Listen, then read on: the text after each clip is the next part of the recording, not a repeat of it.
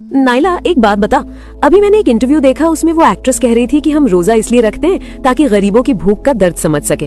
और बचपन से हम भी यही सुनते आ रहे हैं ना। लेकिन मुझे एक बात खटक रही है, अगर यही वजह है तो फिर गरीब पर रोजा फर्ज क्यों है? उसे तो बेचारे को पहले से भूख का पता है। ये लॉजिक कुछ बैठ नहीं रहा।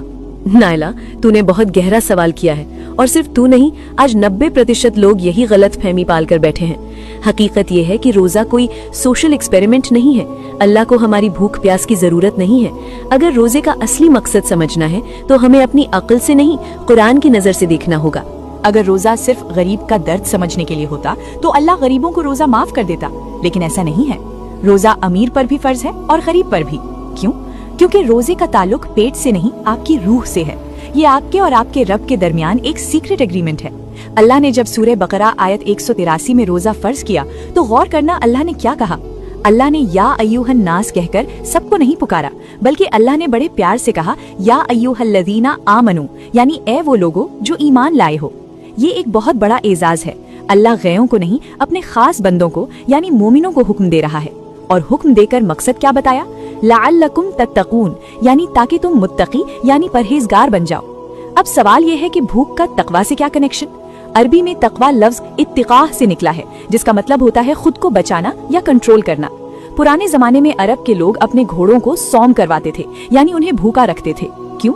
ताकि जंग के मैदान में घोड़ा खाने को देखकर बागी न हो जाए, बल्कि अपने मालिक के इशारे पर चले। ठीक इसी तरह रोजा इंसान की ट्रेनिंग है। हमें हलाल खाने और पानी से इसलिए रोका जाता है ताकि हम अपने नफ्स यानी डिजायर्स को कंट्रोल करना सीखे। शैतान हमारी भूख और प्यास के रास्ते ही हम पर हमला करता है। जब एक इंसान ये सीख लेता है कि मुझे भूख लगी है, सामने पानी है, कोई देखने वाला इंसान नहीं है, फिर भी मुझे नहीं पीना क्योंकि मेरा अल्लाह देख रहा है, बस इसी एहसास का नाम तकवा है। हजरत मोहम्मद सल्लल्लाहु अलैहि वसल्लम ने अपने सीने की तरफ इशारा करके 3 बार फरमाया था, अत-तक़वा हा हुना, यानी तकवा यहाँ है, तकवा यहाँ दिल में है। यानी रोजा हमें ये सिखाता है कि जब मैं अल्लाह के लिए हलाल पानी छोड़ सकता हूँ तो उसी अल्लाह के लिए हराम झूठ, गीबत और बेहयाई कैसे कर सकता हूँ। अल्लाहु अकबर। मतलब रोजा सिर्फ भूखा रहने का नाम नहीं, बल्कि अल्लाह के लिए लॉयल होने की ट्रेनिंग है। हम फालतू में इसे सिर्फ गरीबी से जोड़ रहे थे।